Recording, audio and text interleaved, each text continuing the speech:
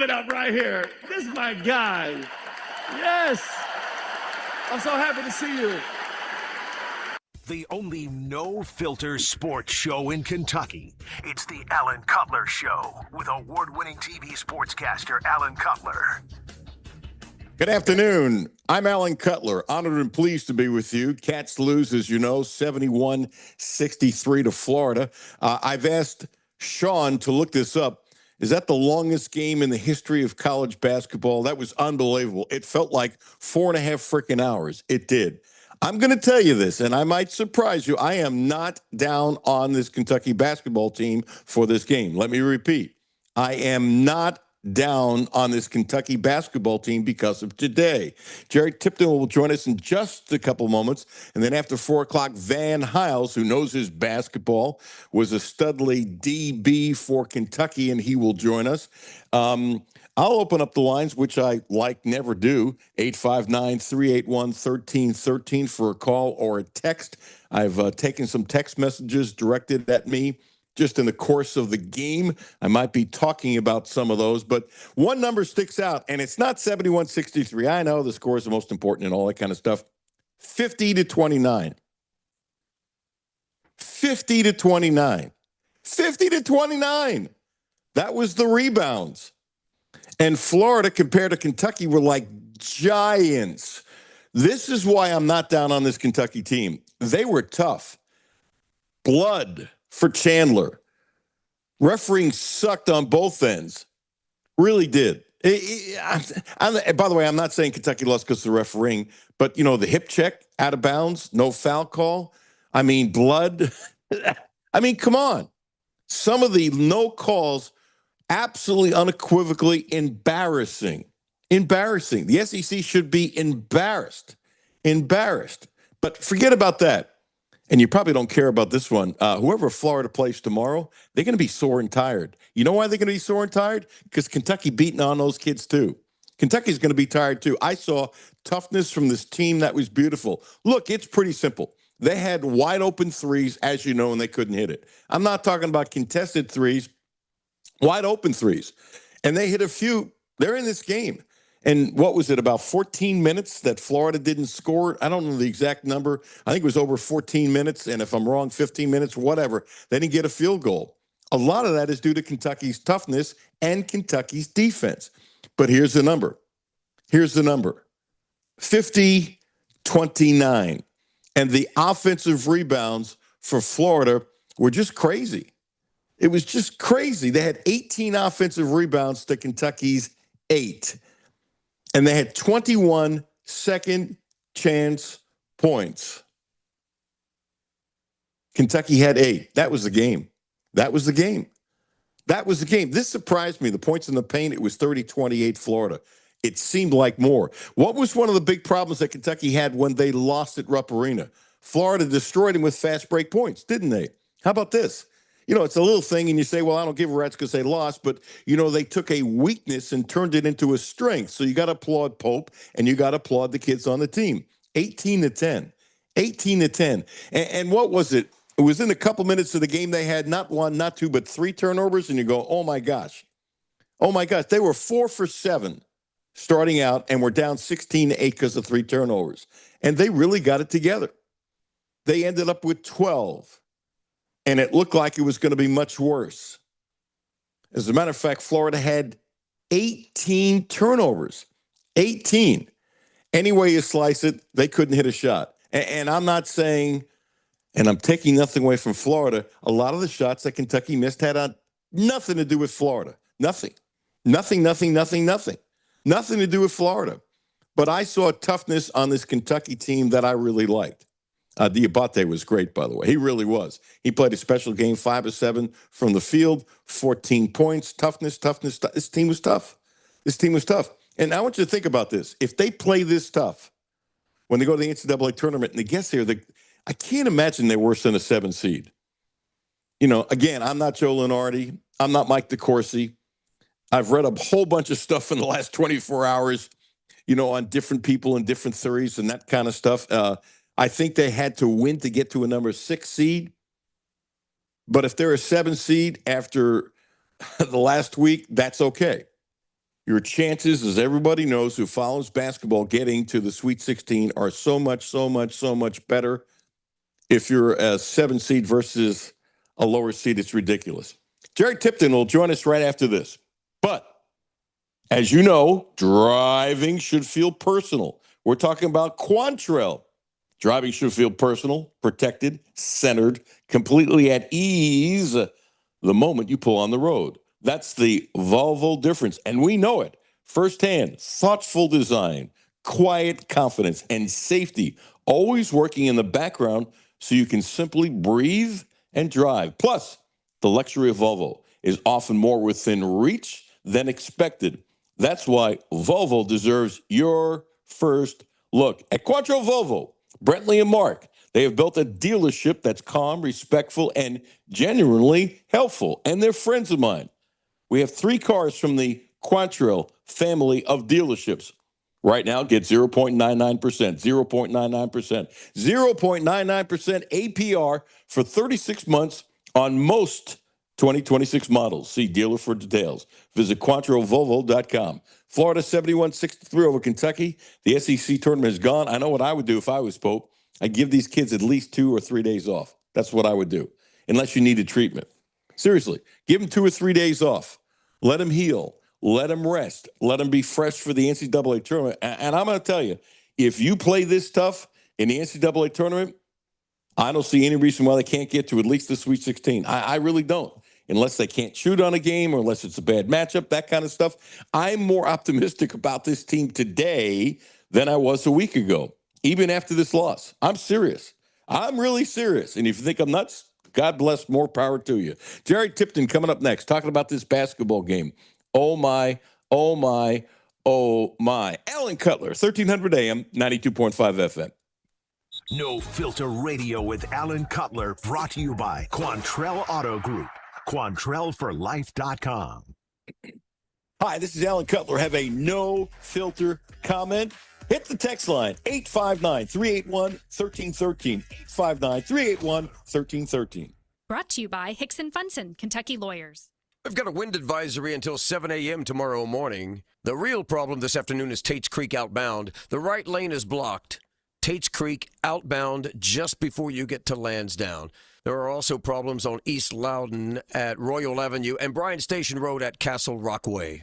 Brought to you by Hickson Funson, honestfearless.com, 859-777-7000. Hi, this is Alan Cutler. Driving should feel personal, protected, centered, completely at ease the moment you pull onto the road. That's the Volvo difference. Thoughtful design, quiet confidence, and safety always working in the background so you can simply breathe and drive. We love our VC60. Plus, the luxury of Volvo is often more within reach than expected. That's why Volvo deserves your first look.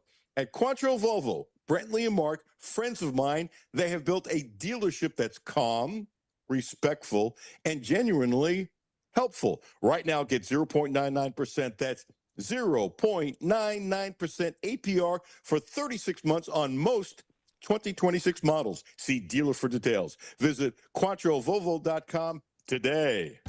March is here, and Clark's Pump and Shop has the game-winning specials to keep you fueled all month long. Whether you're hitting the road to catch a game or hosting a watch party, we've got unbeatable monthly deals.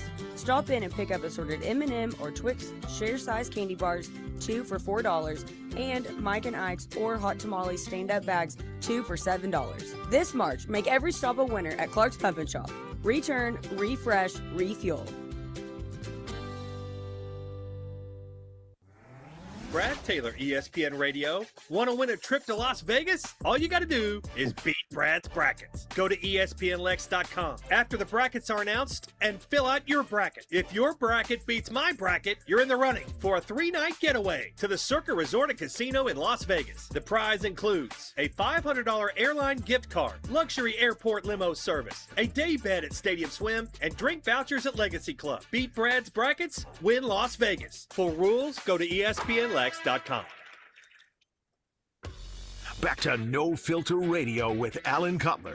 Podcasts on Apple, Spotify, and Google, Monday through Friday. Welcome back. Alan Cutler, 1300 AM, 92.5 FM. Kentucky is like the gang that couldn't shoot straight They played tough, couldn't hit a shot, couldn't hit a shot, couldn't hit a shot.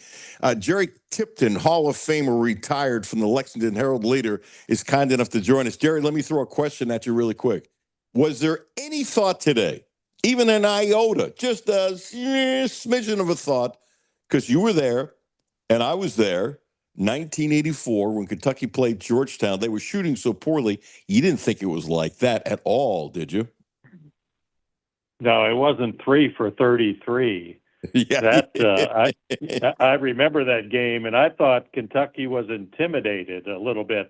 I can't remember the players, but their big guy, their center, was really, really good. And then they had a power forward that Patrick looked Graham. like he was going to. Yeah, he looked like he was going to knock your head off if Patrick you even Graham, attempted anything. I'm sorry for stepping on you, Jerry. Patrick Graham, not Patrick Ewing.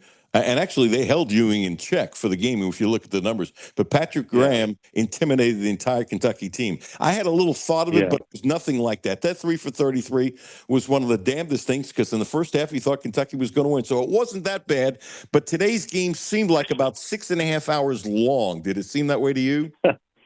Yes, absolutely. And like you say, they didn't shoot very well. And on top of that, they didn't rebound. They didn't get many second opportunities to, maybe make the second shot or the third shot. In the game, they had 8 offensive rebounds. And the overall, I'm looking at the box score, the overall rebounding, Florida dominated 50-29. So I think that was obviously a factor in the game. I thought that was the main factor, Jerry, and maybe you remember better than me. I don't. Somebody like Corey Price, who's great with the history of Kentucky stats, will probably come up with it. But I don't, off the top of my head, recall. That doesn't mean it didn't happen. I don't recall a game I've ever covered going back to the 80s where Kentucky was a minus 21 on the boards. Yeah, that's, I don't remember any game like that. And you feel like, given Kentucky usually had quality big men, that, it didn't happen. But I don't know that for sure. Believe it or not, I'm not down on this team, and I'm not a homer, and we all know you're not a homer, No. but just call it the way it is. I saw in this awful, awful, awful, awful game a lot of toughness by these kids. Just Absolutely. Yeah, they're playing. They're not just playing; they're competing. Yes, and they really went after it today. And I looked it up, and they've had, this was the 17th game this season.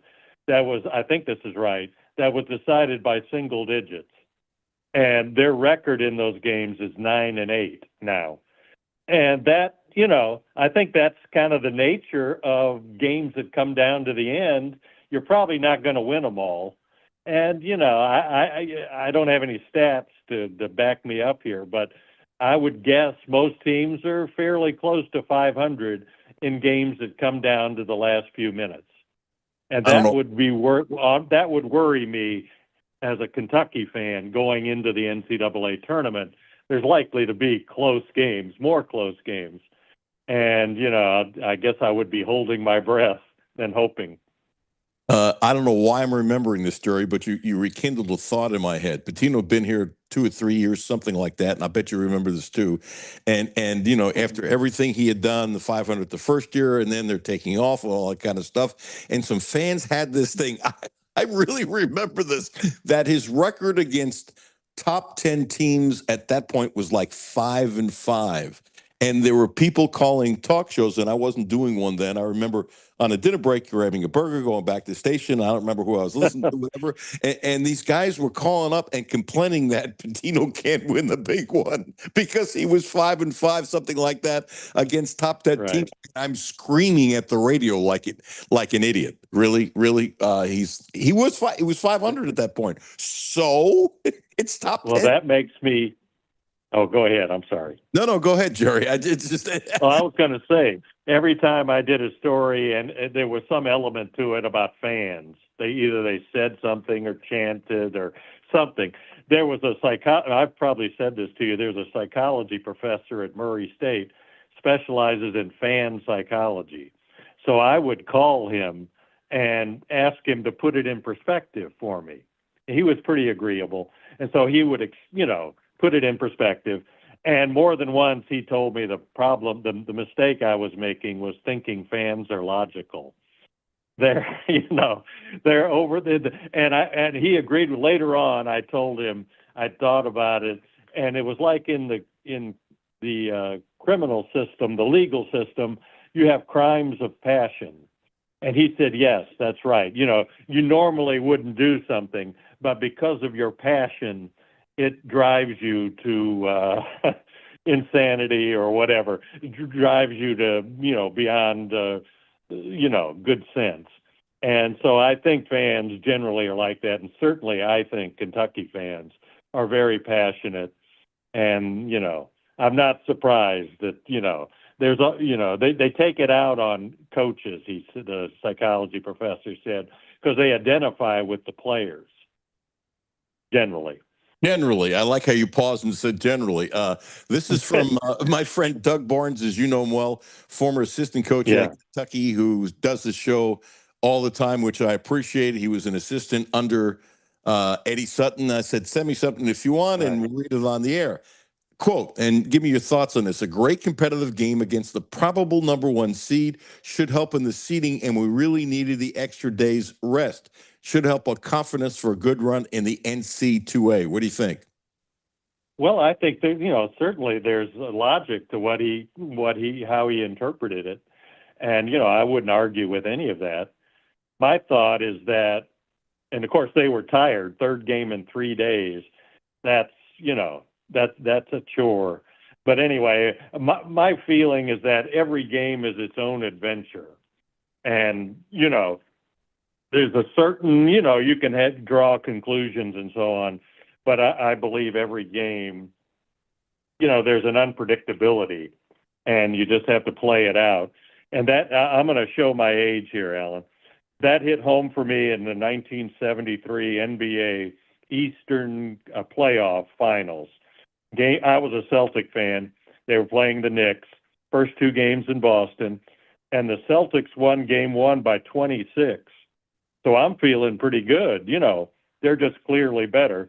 The Knicks won game 2 by 33, and the Knicks ended up winning the playoff. So, I kind of think every game is its own adventure. It's interesting, Jerry. And by the way, I remember that because I grew up a huge Knicks fan, and I still am. But I have suffered for many decades. But that's 69. I can identify with that. I'm a Detroit Lions fan, and you no suffered Super Bowls. No, it is what it is. But I like them now. I like Goff. I like the coach. I like how they're drafting kids. Yeah. So and I think there's hope for the Lions over the next, X number of years. I criticized Pope because I thought it was important that they turned down the opportunity to shoot at Bridgestone. And I have this thing, and I think you're the same way, that when you go in these big arenas, it's difficult to shoot. And Marino said something yesterday. Well, now that we're playing 3 games in 3 days, maybe we'll do better with the rims. I mean, Kentucky was awful the entire 3 games shooting from downtown. And I was listening to Goose Gibbons when he was saying that maybe the public doesn't understand everything. They wanted Cam Williams to go through a workout and he can get treatment and that kind of stuff. But the only thing Pope told us that he said he likes to keep the rhythm the same, that if you're going to play at noon, 12:30, 1 o'clock to practice the same time, and that's why they didn't shoot at Bridgestone. And look, he's the coach. He's a genius. I'm not. It bothered me because you and I have been to, so has Pope, have been to so many of these big arenas where, the background and the shooting, you have to get used to it. And I thought it was a big mistake by Kentucky. Well, they won 2 games.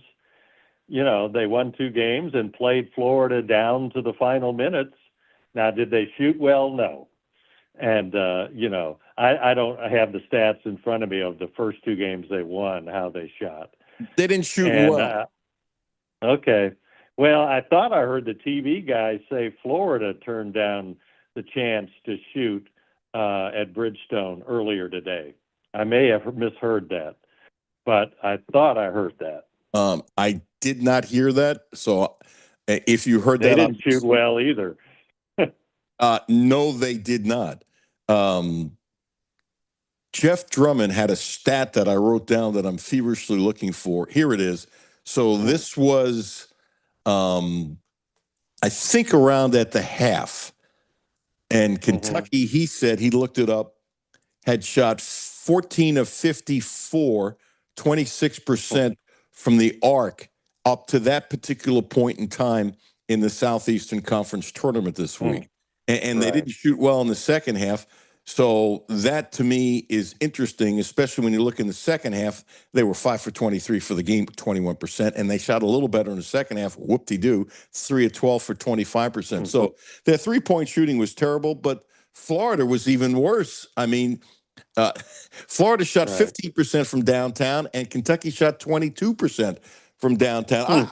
I have always been big because players told us that these backgrounds, can just destroy you as a shooter. And as I recall, didn't Calipari like to play? And I thought this was smart in these big arenas early on so that his kids, his players would get used to the large chasm places to try to get a feel how to shoot. Well, yeah. I was looking. Oway, you probably know this, was 5 of 18 for the game. 0 of 3 on threes, and he had 4 turnovers, no assists.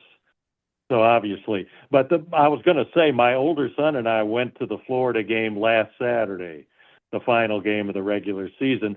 And what struck me was Xavier Lee guarding Colin Chandler. He really guarded him. You know what I mean? You could tell that it must have been a key part of the game plan. Chandler made 1 of 6 shots in that game, 0 of 3 on threes. And Lee was that the whole time, but was guarding him again today. And Chandler was 1 of 4 overall, 1 of 3 from 3, and had 6 points. And so, I thought he was a key player. Of course, he made that big shot late that, kind of sealed it. And I like him. I don't hear a lot about Lee, in terms of all league or any of that stuff. And I don't know if he should be there. Probably not, I guess. But I think he's a very competitive player and a guy that can contribute in multiple ways. I like Lee a lot. I thought he would have had a better year. One of the Florida people told me that it took him a while to adjust from the Ivy League. He is really quick. He made the 3 that was the dagger today.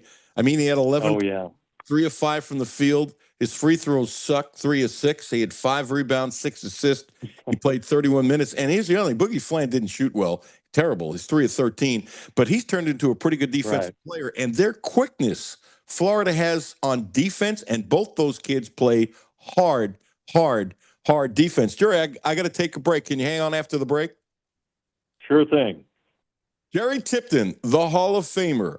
And I want to ask Jerry how he feels about Kentucky's chances in the NCAA tournament, obviously not knowing who the heck they're going to be playing. But if this toughness carries over, would this be something that could be, I'm not talking about Final Four, but to me, as this program has slipped, if you get to the Sweet 16 2 years in a row, that's a pretty good thing. Jerry, I never thought I would say for a Kentucky team, if you get to the Sweet 16 2 years in a row, that's a good thing.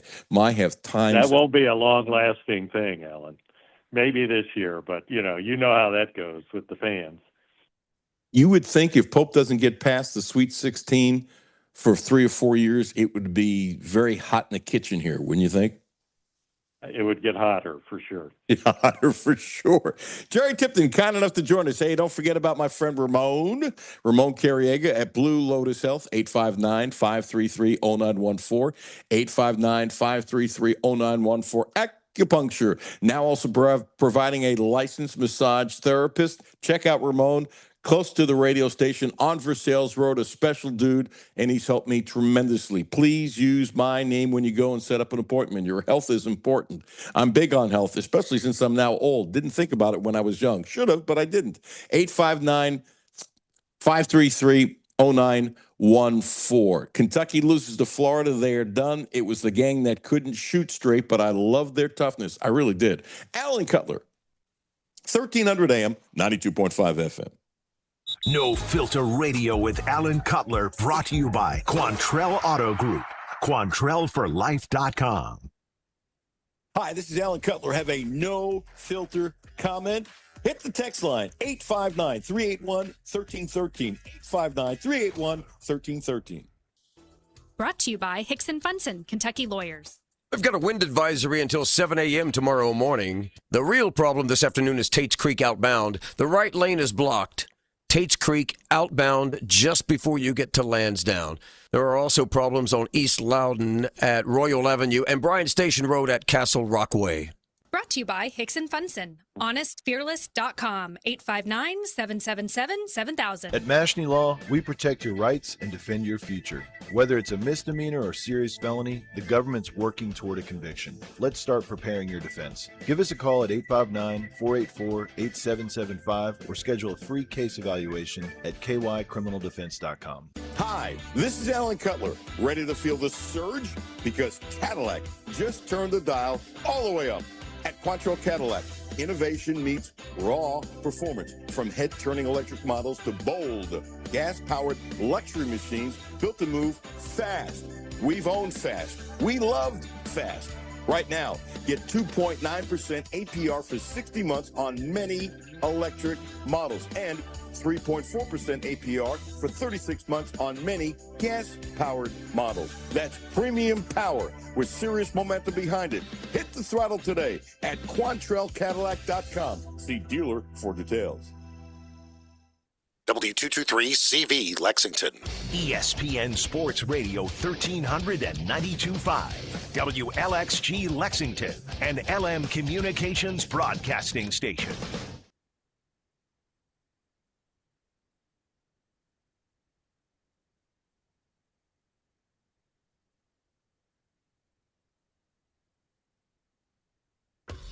Back to No Filter Radio with Alan Cutler.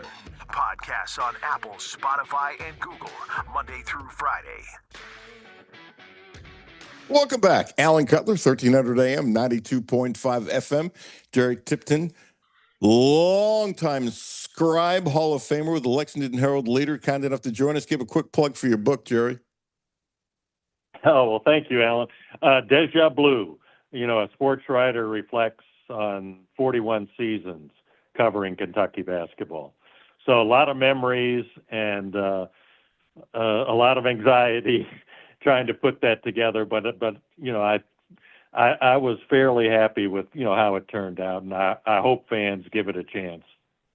Good. I enjoyed it, and it's kind of like going down memory lane with your 41 years. An obvious thing, but the tidbits and stuff like that, they were terrific. So good for you. Continue success with that. Let me read you this. Thank you. Perry, you're welcome. Perry Stevenson.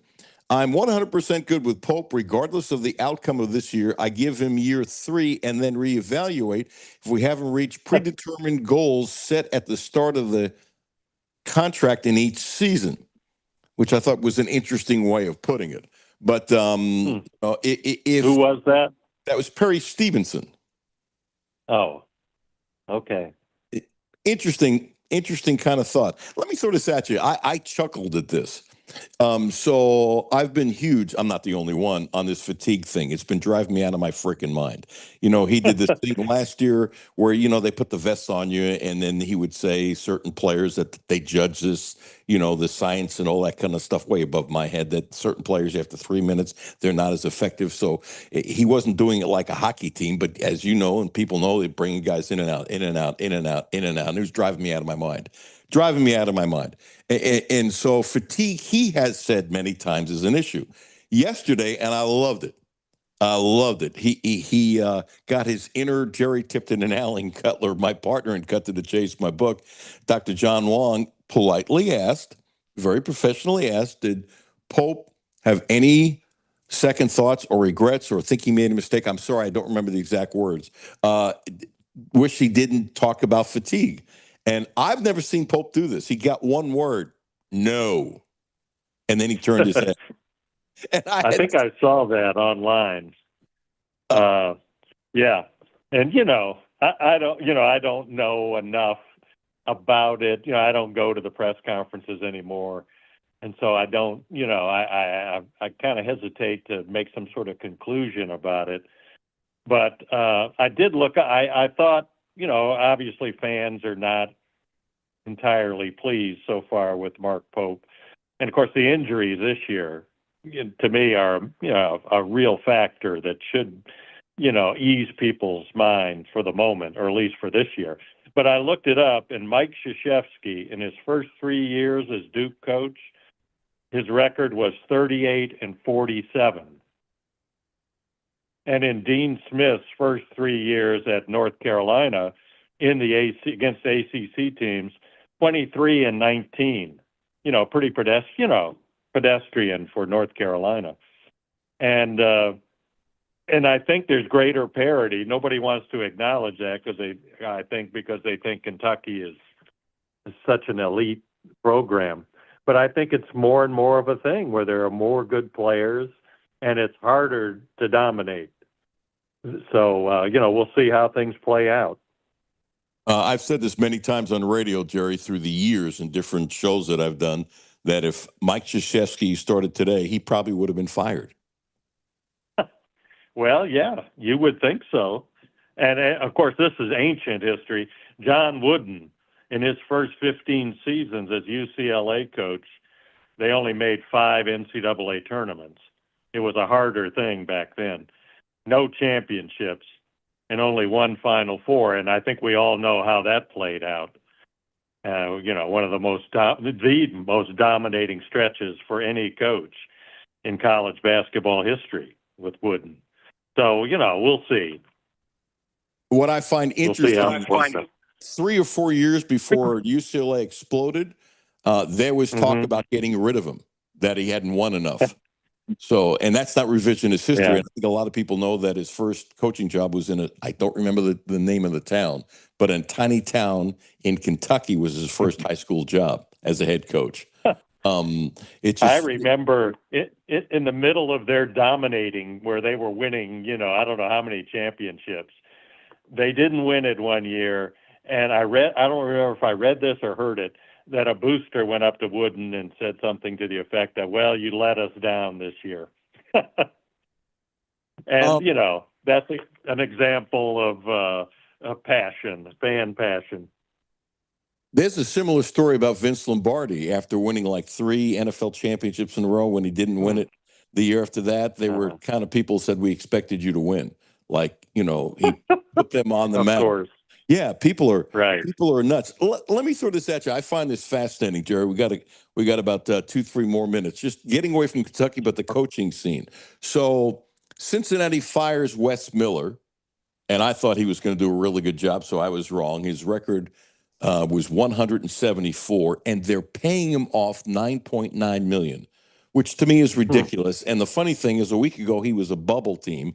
Like, why do you want to pay him off? I would give him at least another year. It's not like he embarrassed himself or UC. Yet, on the other hand, Jeff Capel, who I think has done a bad job at Pitt for a long time, and I was shocked the last 2 contract extensions he got, and there were a lot of people thought he was going to get fired. And they're keeping him for another year. And this is the stupidity of the Pitt people. His buyout, according to Jeff, I believe it was Jeff Goodman, is $15 million. What is wrong with these people? He's not been a good coach. And so a lot of these schools keep their coaches because they can't afford the buyout. Well, the more, I've probably said this before, the more it's about money, the less interested I am. I love sports and, the sport, playing the game. And, and recruiting's part of it and so on. But when money gets involved, I just shrug. And more and more, it's a key factor, obviously. So Travis Perry started last night for Ole Miss. And after the game, when they won, Beard had him as, they bring a player with the coach and that kind of stuff for the positive interview on the set with the SEC. They've been doing that forever. And watched part of the game, and he looked a little thicker, but when he sat down, Jerry, he looks much thicker. not a little thicker, but much thicker. He had 6 rebounds. He was 4 of 8 from downtown. Whew, it looks like he's turning into a player where people questioned would he or not, and Beard obviously loves him. And so he took their center, smacked him good. It was a flagrant foul. He got knocked down, and apparently Beard went over to see him, and apparently Perry said, "Coach, don't worry, I'll make the free throws." Well, it's interesting because I firmly believe that players and teams evolve or can evolve. And the player you see now might not be the same player a month from now or certainly next season. And so, there's kind of an unknown factor there of how things are going to play out. I think Chandler's better this year than he was last year for Kentucky. Now, he hasn't been too good the last little bit, but, I think much more of a contributing player this season. I think he'll be much better next year, no matter where he plays, because the one thing I keep on harping on, and throw me a comment, and then I'll say goodbye and thank you for your time, Jerry. The one thing I think he needs to do is use the dribble to create space. And if he can pick that up in the offseason, Shepard's great at it in the NBA. He's improved so much, it's off the chart. If he can use the dribble to create space, I think Chandler is a totally different player last year. Because Shepard creates space when there isn't space with his dribbling, his hesitation, his left hand. It's amazing how he's changed. And I think Chandler can do something similar. But you're right, he is much better this year, and I think he'll be much better next year. Well, that's a high standard to compare him to Reed Shepard. I look at Houston box scores regularly, and I'm just amazed at how many ways he contributes: scoring, rebounding, assists, and the one that really gets me is block shots. He's not that big, and he's in the NBA, but he blocks shots, and I need to watch them play. They're fun. By the way, and I'm not saying. By the way, Alan. Yes. I was going to say, if you're superstitious, today was Kentucky's 13th loss, and it came on Friday the 13th. So, I'm not superstitious, and thank you for pointing that out. That is fascinating. But by the way, I'm not saying Chandler is going to be Shepard. I'm just saying he could be Shepard light. In other words, that's something that Shepard has developed, because they have a couple things in common. Both are really good shooters. Both are great kids. Both work really hard. And Shepard, with his dribble, was nice here, but not great. I don't know anybody in the NBA under 25. I'm not talking about Curry or anything like that. That's a different stratosphere. But for somebody under 25, I don't know anybody who's better in the NBA using the dribble to create space. And I think Chandler could have that talent. I'm not saying he's Shepard. I'm not saying that. But I'm saying with his ability to shoot, and with his leaping ability, and he's really smart, and Shepard's really smart, I think he could get a feel for creating space. He needs to find a way to create space for himself, because defenses that are clamming in on him are sometimes shutting him out. Yeah, he's become, I thought for a while, I just thought of him as a catch and shoot kind of guy. And I think he was adding driving some to the basket. That makes me think of Lee, the Florida guard, who I think I don't know how tall he is, but he doesn't look very tall at all. And he can shoot the three, but he also has a knack for getting to the rim and somehow scoring, despite the height disadvantage. So he's an interesting player to watch. By the way, Lee is listed as 6'4", and I was behind. Oh, really? Okay. Yeah, I was behind the Florida bench, and he's thin, and so he's taller up close. Jerry, last comment on Kentucky, what you saw today, what you think, the possibilities are for maybe winning a game or two in the NCAA. Well, I think I would be surprised if they weren't competitive. And, of course, we'll have to see what the bracket is. And, they're not going to be a good enough seed. I mean, with parity greater, I would expect competitive games that come down to the last 4 or 5 minutes, and any team could win a game of 4 minutes. So, I think there's going to be some nervousness. Aren't you glad you're not in the locker room now trying to bang out 4 different stories on a tight deadline to get stuff done? You don't miss that, do you? Well, what I really like, Alan, is that when it's a late game, a night game, I watch the game, I enjoy it, and then I go to bed. And, I'll read the stories the next day. All Yeah. good. So much for those late deadlines, which we all had way too much. Hey, Jerry, thanks for your time. Appreciate your knowledge, and hopefully during the NCAA tournament we can chat again if that fits your schedule. Yeah, I'll be happy to come on anytime, Alan. Thanks, Jerry. Good stuff. Fun conversation. Jerry Tipton, really good, Sean. It was really good stuff. I like it. I watch the game and then I go to sleep. That's the truth. I believe you. Terry Page, Terry Page. Not a very good, a great licensed massage therapist. 859-373-0578. 859-373-0578. At 820 Porter Place. Sean, I'm going to rat on myself. You know what I did the other day? Tell me if you've done something this stupid. I don't know why I'm saying this on my radio show, but it is what it is. She moved, right? I went to her old office, her old address. Have you ever done something like that? Yeah, I went to my old house once about a month after I moved. Well, that's worse than me. I thought I was bad. But I didn't realize until I got out of the car. And then I said, old blank, a word that I can't use on radio. You do believe that, right? I do. So she's at 820 Porter Place, Suite 3 off for Sales Road. Go to the end of the road, park behind the building. She is there. She is great. Check her out. Coming up, Van Hiles. Appreciate Jerry Tipton, then Van Hiles, and then we're going to go into what show after me? Wildcat Drive. With? Matthew Lawrence and myself and Todd Lanter and other people. Okay, other people. That's a great way to plug it. What a plug. I forgot who was on. You forgot who's on the show. Why do I talk to you, Sean? Alan Cutler, 1300 AM, 92.5 FM. No Filter Radio with Alan Cutler, brought to you by Quantrell Auto Group. QuantrellForLife.com. Hi, this is Alan Cutler. Have a no filter comment? Hit the text line, 859-381-1313. 859-381-1313. Football season is over, but there's still plenty to bet at Circa Sports Kentucky. From college basketball to hockey and everything in between, Circa Sports has it all.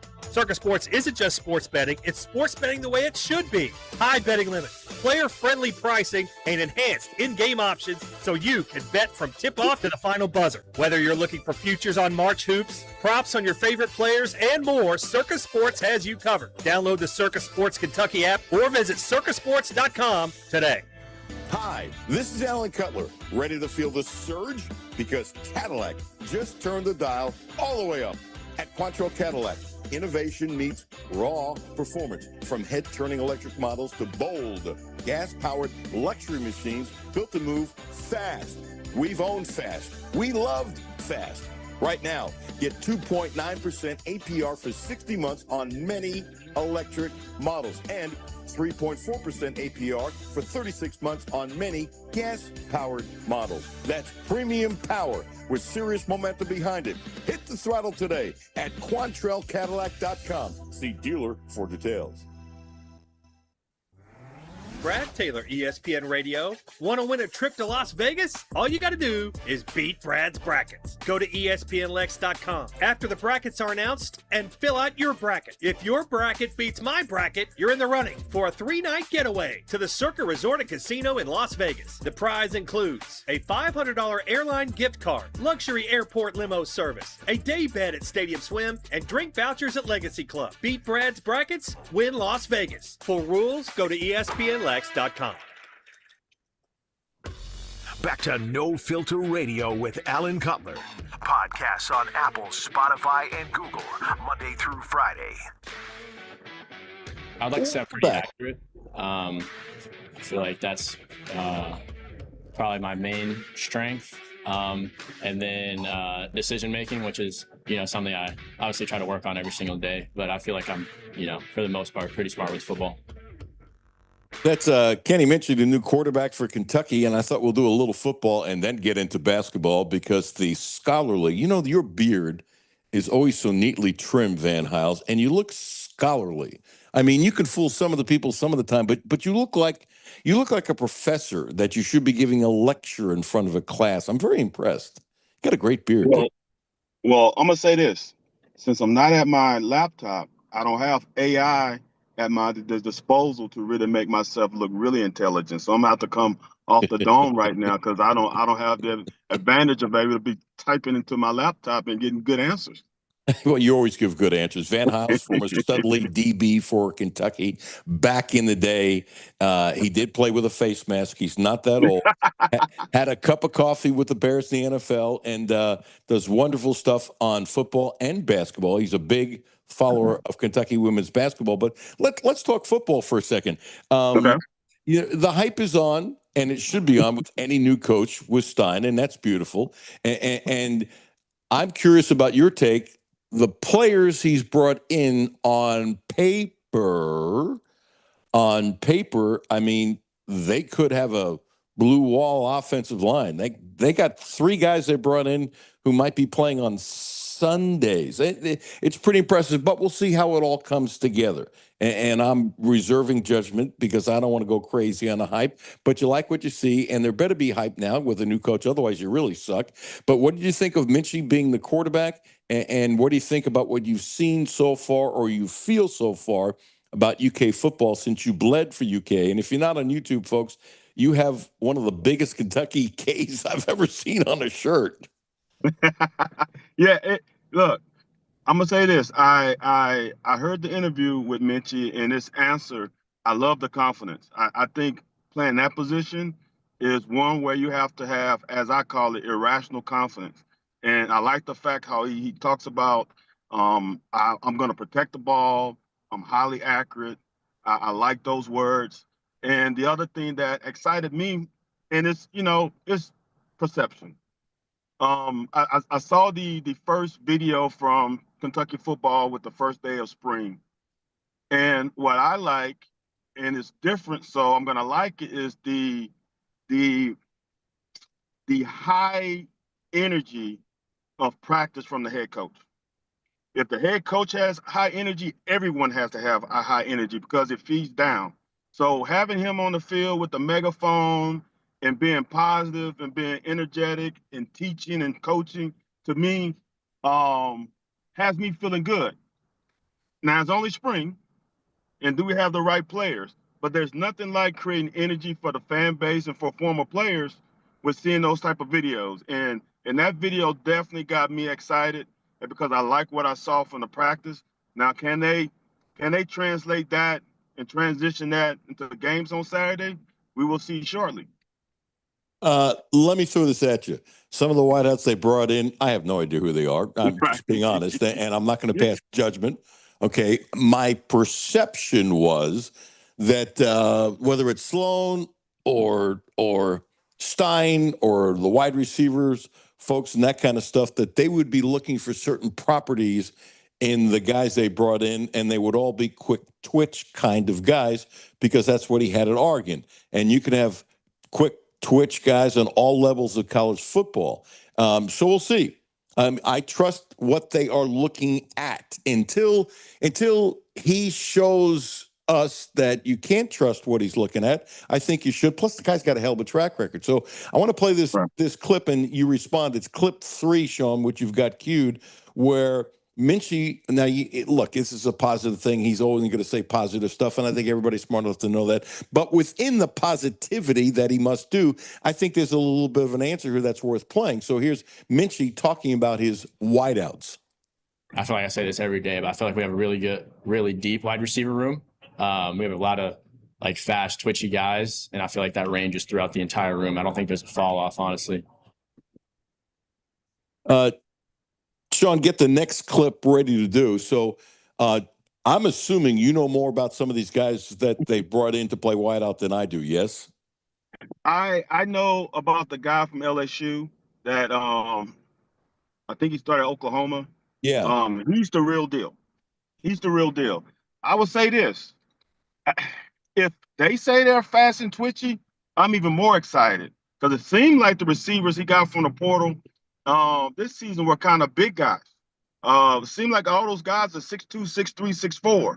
So if they're that tall and twitchy, now I feel even better because I thought they were trying to create mismatches with size and having DBs have to go through a body to actually defend the ball or potentially intercept the ball. So it seemed like, in my opinion, he went after bigger receivers this offseason. But if they are matching big receivers with twitchy guys, now you have a well-rounded group. And the one thing he did say that I will agree on is they have depth. But you know what something about depth is? You can have a lot of people in the room and call it depth. Do you have enough people in the room that are difference makers? That's the most important thing, is having enough difference makers on the perimeter to assist your quarterback, and it also will help that offensive line. So let's see if they have enough playmakers on the outside, and then we have quality plus quantity. Because right now, having quantity doesn't equal success. Good comment. Plus, you're talking about Nick Anderson, the wideout who came from LSU. And I think it was Stein or Sloan. One of them made a comment that both of those, that he's being professional and taking care of his body and being a leader and stuff like that. And I'm going to read between the lines that I had the feeling from stuff I read, he was a very talented kid. He's a very talented kid now. And I'm not being negative, but you know, all I can do is read between the lines. I went back and read a bunch of stuff because this kid could be a home run hitter. And I've read more stuff about him than most of the other guys they brought in because of his potential. Sean, do me a favor, get clip number 4 ready. Give me a thumbs up when you do. Okay. And so my point is the way he puts it, because I think it was Sloan who brought it up, that he's being very professional, taking care of himself. You know as well as I do, there are guys who are talented. I'm not calling them lazy, but there's a different level of taking care of yourself if you want to be a pro. And so you can do what you're supposed to do on the field, and that's nice, but I ain't going to get you to the NFL. And you know, Josh Allen was running sprints on treadmills 7 a.m. in the morning when he didn't have to. It's one of the reasons why he's such a great player. You know this. Guys have to put in extra. It sounds like from the hype machine, maybe because you're older, maybe because you're wiser, maybe because somebody's told you if you don't get your act together, you're not going to play in the NFL. He has no NFL numbers. He's got the NFL body. He's got NFL speed. And supposedly he's got NFL hands. He's got everything, but a lot of guys don't put it together. Long-winded saying, it sounds like he's acting more professional, Anderson. And I'm not calling him lazy or anything like that, but it sounds like a lot of guys as they get older get into it. I'm reading that. And do you see the same thing? I'm gonna say this, and I'm adding another carrot onto that. He had a great freshman at Oklahoma, and probably thought you know what didn't stink. He got an eye-opening situation. Went to LSU, and I don't think LSU had a veteran-led wide receiver room.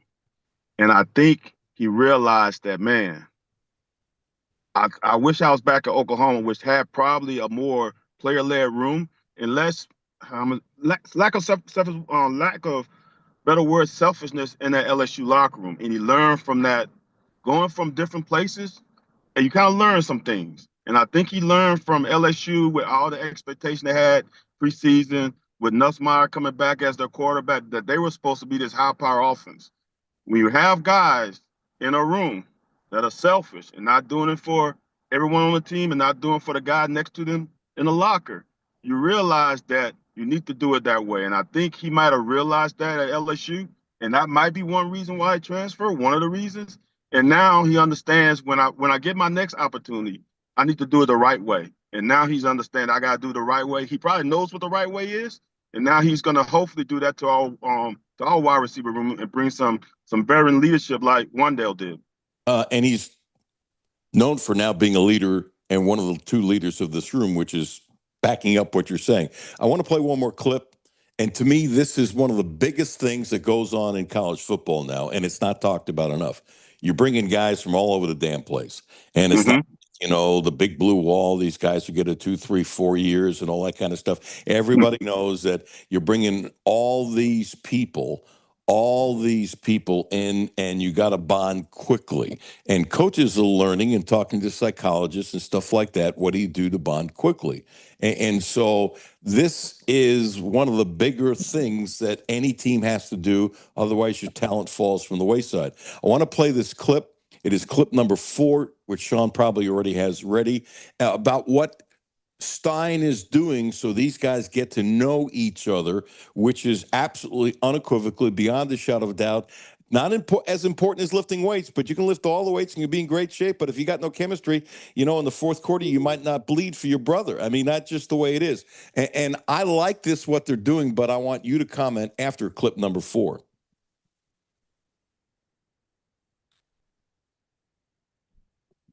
Okay. You don't have it, Sean? With that? No, I do have it. It's just not wanting to play. Should we skip it? Yes, give me 4 seconds. 4 seconds. So computers are funny and they're beautiful when they work. Here it is. Nope. Now let's forget about it. We'll play it on another show. But they're getting the guys together. They're getting the guys together and guys that don't know each other, and they get up and they talk about themselves and telling stories about themselves. And by the way, what Kentucky's doing is not revolutionary. And what Kentucky's doing, I'm assuming, is just about what every program is now doing. And if you're not doing it, you don't have a smart program. So I don't want to make it out to look what Kentucky's doing, nobody's doing. I can't imagine there's a major college program not doing it. I can't imagine if the Eastern Kentuckys of the world, and I'm not saying Eastern Kentuckys of the world, but they don't have the money and those kinds of things, but you can still take care of getting people and bonding and stuff like that. And Walt Wells, I think, is a very good coach, and he would be on that kind of thing. Anyway, I really think when all these moves were happening, there were people who said, there's no way you can build chemistry quickly. And I think that's BS. I think you can build chemistry quickly. Would it be nice if the guys were together 4 years? Yes, but everybody knows that not a lot of people are going to be together 4 years. And I think if the effort is made by everyone, you can make friends quickly and bonds quickly. Do you believe that, Van Hiles? Yes, in a way. I'm gonna say this.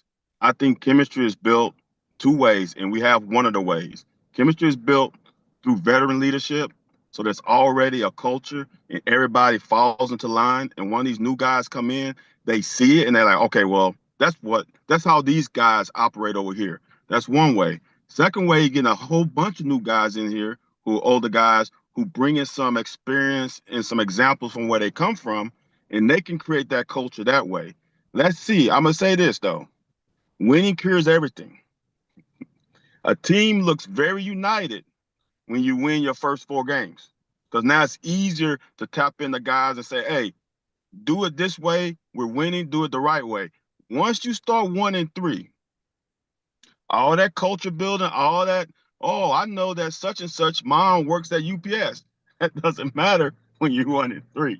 So it all comes down to, even with all that extracurricular stuff, comes down to what you do on Saturdays. Because when you do things well on Saturdays, everyone feels better when they walk into a facility on Sunday or Monday morning.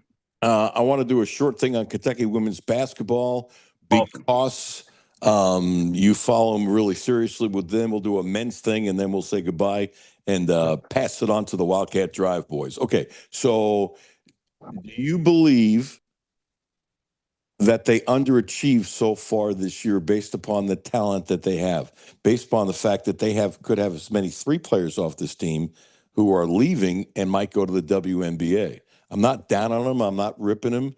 And the SEC women's is, my opinion, better than the men. And the men it's a great league. And I think the women is a spectacular league. But they were in a lot of games and close.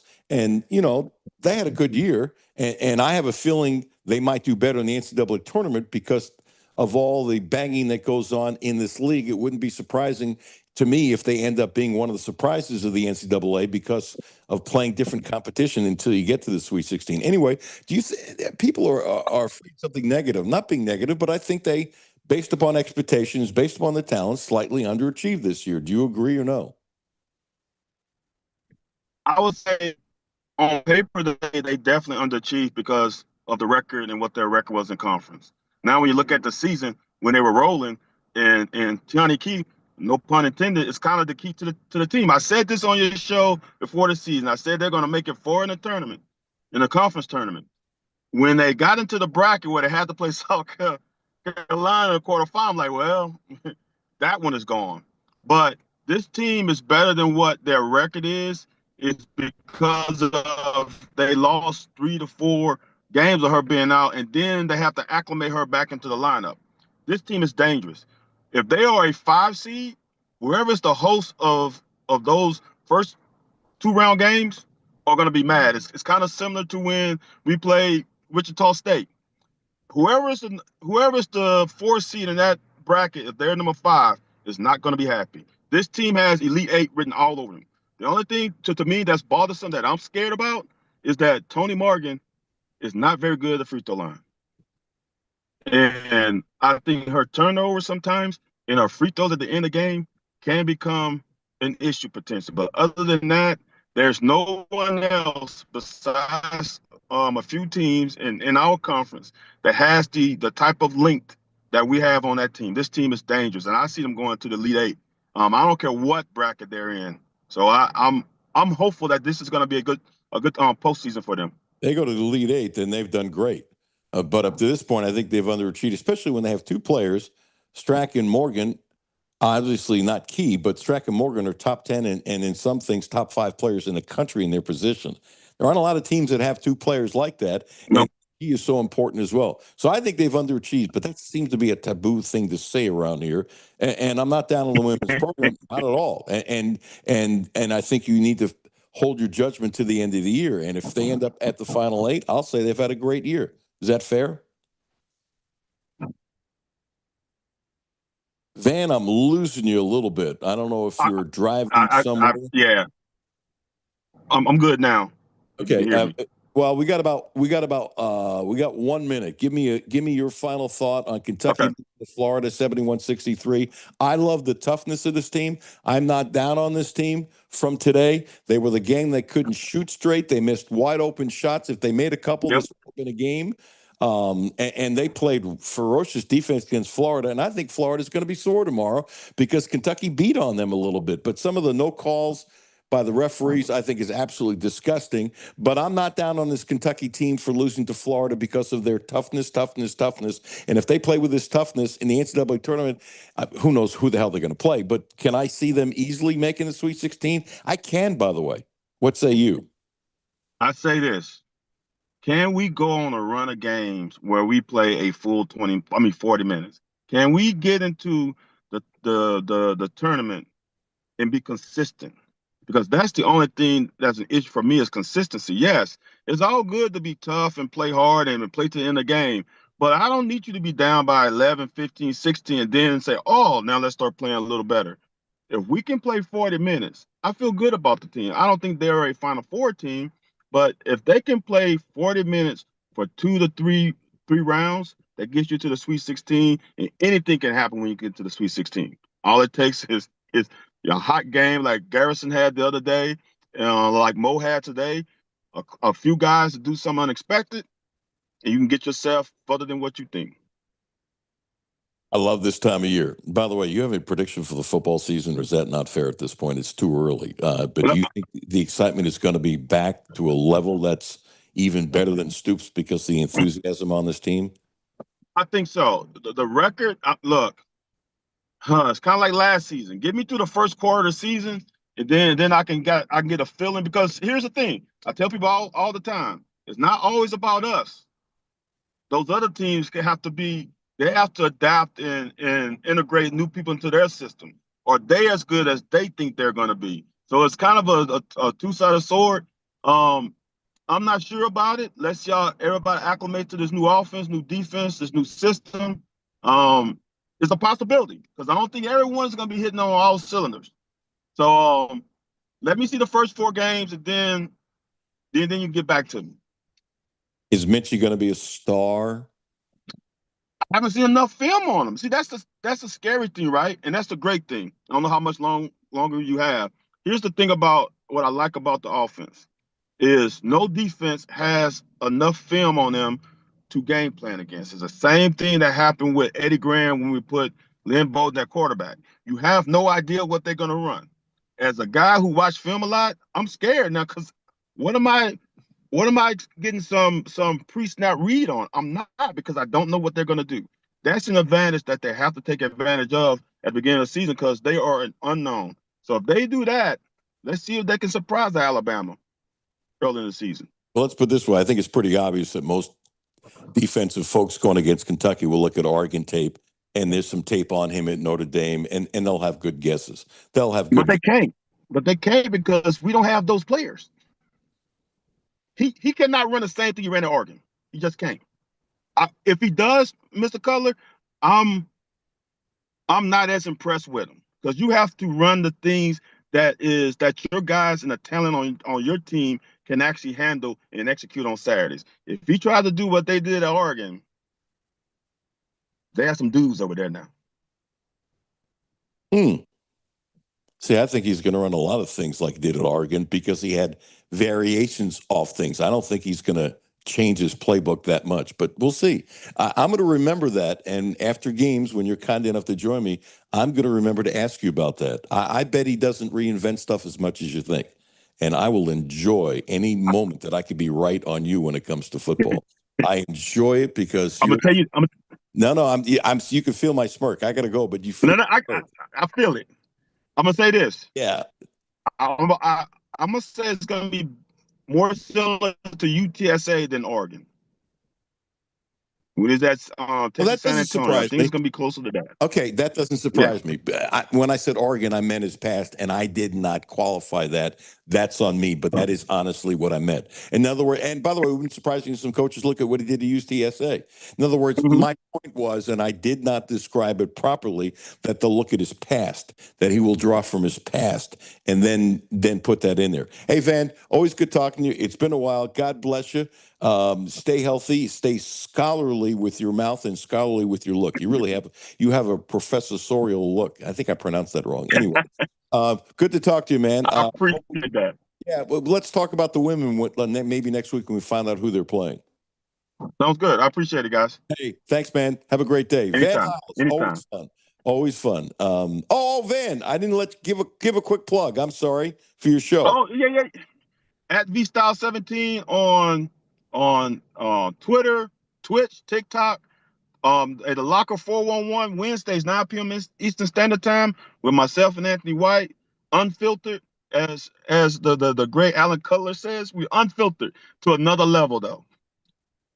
That's because you don't have to deal with the FCC. So come on, tell the truth.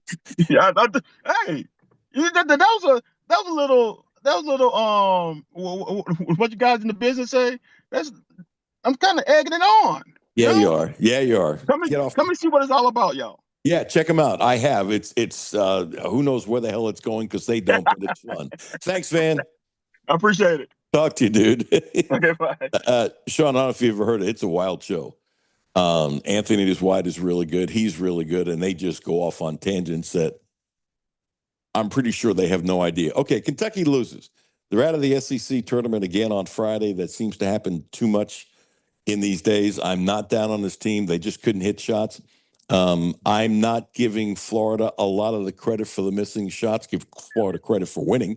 No question about it. I give Florida credit for having 50 rebounds. And Kentucky at 29. Give all the credit in the world to Florida for that. But when you're that wide open and you miss that many shots, I can't give that to Florida. Florida was bigger and stronger, but Kentucky did not back down. I saw toughness. And if they do that starting next week in the NCAA tournament, they can have a nice little run. They can. So I'm optimistic. Florida 71. Kentucky 63. Back on Monday with the normal time, Monday, Tuesday, and Wednesday, and then Thursday and Friday will be a little off, but we'll get into that next week. Wildcat Drive coming up next. Alan Cutler, thanks for tuning in. The world is not falling apart because they lost to Florida. It's just not. Alan Cutler, 1300 AM, 92.5 FM. Brought to you by Hickson Funson, Kentucky Lawyers. The wind advisory still in effect and an injury collision. Man of War Boulevard at Winthrop Drive. Multiple lanes are blocked at the intersection. Yeah, okay, go when you're ready. We didn't have a clip. I figured you don't have time to cut us, so just leave it alone. That's fine, yeah. No, I was doing it for you.